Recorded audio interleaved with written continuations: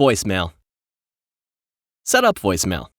To set up voicemail, from the home screen, select the phone app.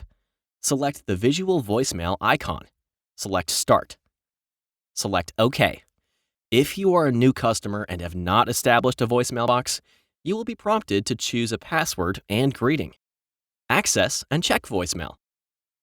When you receive a new voicemail, the voicemail icon will appear in the notification bar.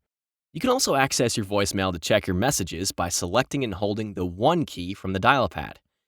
From the phone app, select the visual voicemail icon. Select the desired message to listen to the voicemail. The message will automatically start playing. Select the pause icon to pause the message. To play it again, select the play icon. To delete the message, select the delete icon. Select delete to confirm. Change voicemail password. To change your voicemail password, from the visual voicemail app, select the menu icon. Select Settings. Select Change Password. Enter the new password. Then select Continue.